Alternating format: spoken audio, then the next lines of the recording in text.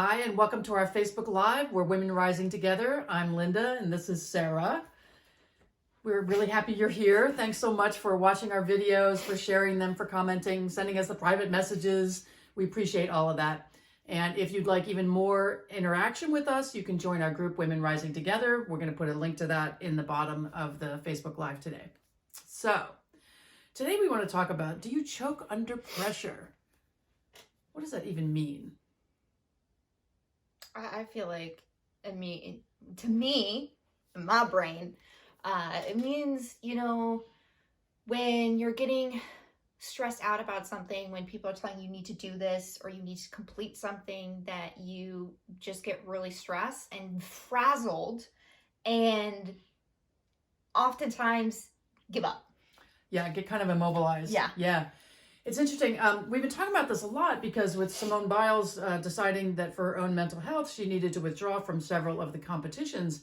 And she got accused by so many of choking under pressure, but she got supported by even more. And that's the thing that I was actually a little worried when she made that choice for herself, that people would be really mean, because so many people have been so mean on the internet in the last couple of years. Yeah. And I was so thrilled with the outpouring of support that she honestly felt like she wasn't just her accomplishments anymore, that she was loved just for who she was. And I think that's an amazing thing. But I think that one of the things that happens is we fear the repercussions of choosing for ourselves in these kinds of situations because of responses like she got that were negative. And we don't even allow ourselves to entertain the possibility that those responses could be different. So choking under pressure means, it's usually not internal pressure. If it is, it came from somebody else. You weren't born with the need to put pressure on yourself. You did not come into this world thinking that, oh, I have to work harder, I have to do more, I have to be more. You just didn't. And so whenever I feel that pressure for myself and that fear of getting immobilized by it, I have to think, whose voice is that? Is that somebody with unreasonable expectations? I did grow up in a household that if you got 4 A's and 1 B, you were questioned for why you got the B and not praised for why you got the A's. The A's were expected. And I know I'm not alone in that. In fact, I'm always curious when I meet other people that have had lives where there weren't expectations like that. I was just having lunch with a friend the other day, and she said, yeah, my parents were kind of like, school, you're supposed to go to school, you're supposed to do well, and, do your thing, and it's going to be your life. It's like, you take responsibility for you. And so she doesn't have that same fear of those kinds of things that some of the rest of us do. So do you want to talk a little bit about repercussions and fears about that? I think also, like, choking under pressure, I think is going to mean something different for other people. Like, you might have a stress breakdown, you might just turn into a sobbing mess. You might have the immobilizing fear where you just like can't make a decision on anything. You don't take a step forward at all, and you just like sit there being like, oh God, oh God, oh God, oh God, oh God, or whatever your stressful train of thought is.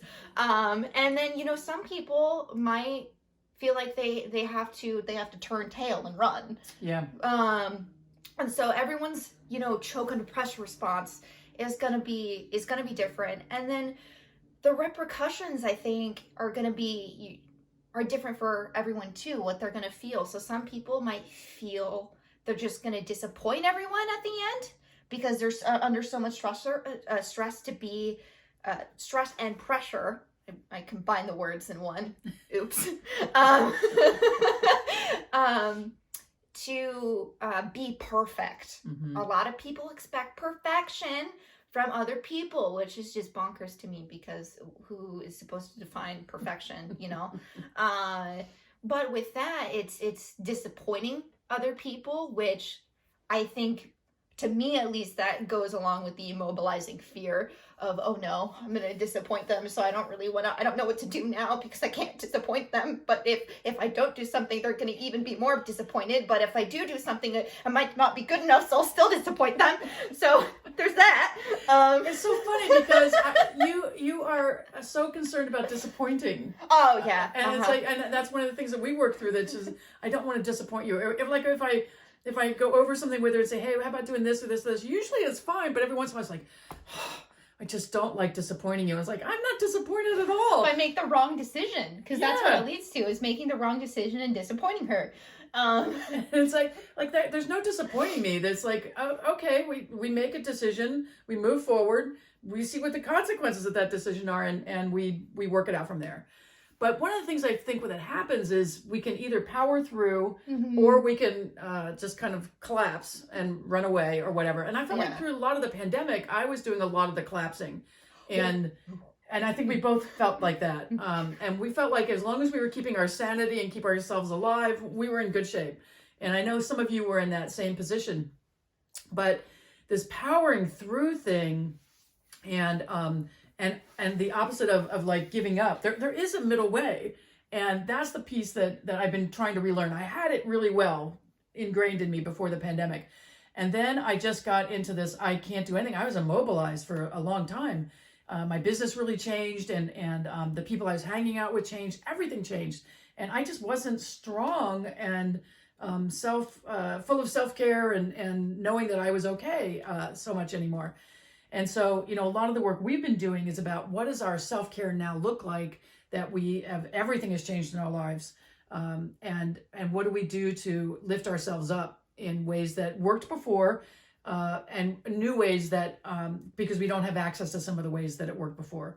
And so that's one of the things we're looking at, is like, what are the ways that we can not power through, but give ourselves the inner resources in order to be able to make conscious decisions about how to move forward. Because sometimes when you're feeling that pressured, you need to just stop and say, take a break. I can't do this today. Yeah, you can take a break of removing yourself from the situation. And there's a difference between like, and some people you may think, but isn't that just the same thing as like giving up and turning tail and running? It's not. It's not when you think, okay, this is too much for me at this moment. I need to take some time to myself so that I can come back with a fresh mind, a fresh perspective on things, to be able to work through this without internalizing all of this pressure and,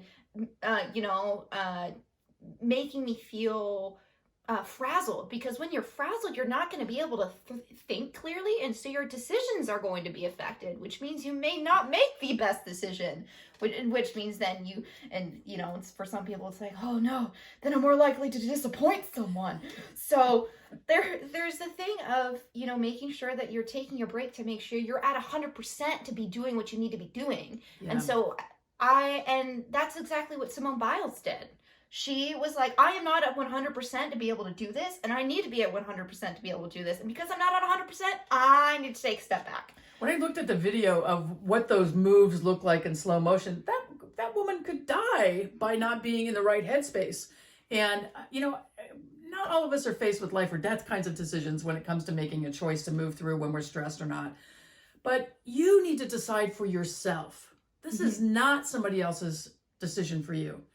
You need to get support where you need it. You need to find the people who get you and who are going to help you be who you want to be in the world. Surround yourself with the people who make you feel like, yeah, I got this. And I got the support around me that helps me get my inner resources all situated again. And I can do this. And the point is, you don't need to do this alone. Yes. You don't. It's a lot of people want to, be the hero of their own story and be like, yeah, I'm gonna be a knight in shining armor and like go do the thing and it's gonna be great. But most of the time there's a whole support network with the hero, is that the person has a bunch of people surrounding them, because that's what gives them the support to keep going. If they stumble, there's someone to catch them. If they are feeling down and don't know what to do, they have people to turn to that can help them. Like really thinking about it, I don't really think there's like a book necessarily where like the hero is able to do the right thing and go through the whole story without having some form of support of at least of another few people. To be able to do what they need to do. So it's like you have to think about that for yourself, is who do you need to turn to? How can other people support you and getting where you want to go? Because it's going to be harder and way more difficult. It's like our mentor talks about, there's a path that you'll take to get to your destination, right? And it's not always going to be the most direct path. And the more you think about certain things, you might be directed to even more of a difficult path to get to your destination. So it's training yourself to seek the support when you need it, to talk to other people about what you're going through, and to acknowledge when you stumble and say that it's okay, let me just get back up again, instead of beating yourself down for it.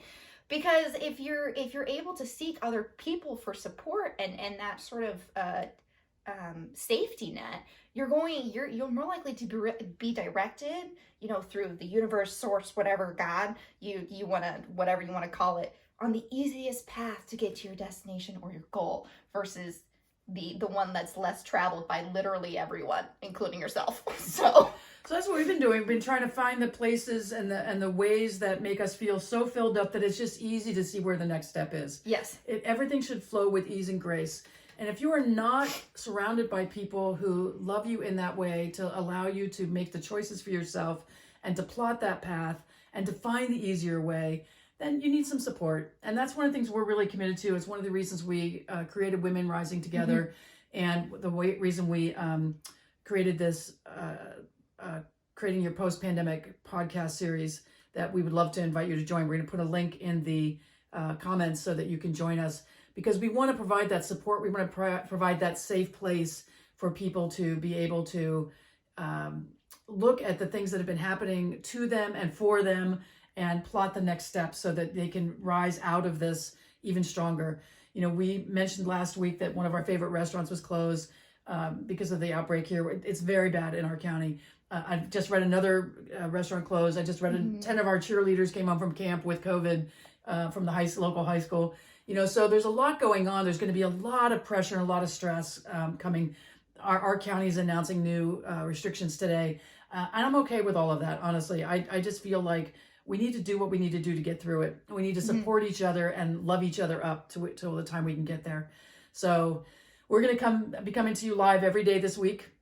And we would love for you to join us. The podcast series starts on Thursday, but sign up now because Wednesday. It's Wednesday. Sorry, On the 4th. But on the 4th. But it's a secret podcast series, so that you've got to sign up for it. It's a limited time only, because otherwise people sign up for things and they just never get around to it. So that's the reason we created this, because we really wanted to create some sense of urgency for you to listen. We want to make a difference on the planet. We want to make a difference for women who are making differences for other women and men and children in their lives. We want to support you and lift you up wherever we can.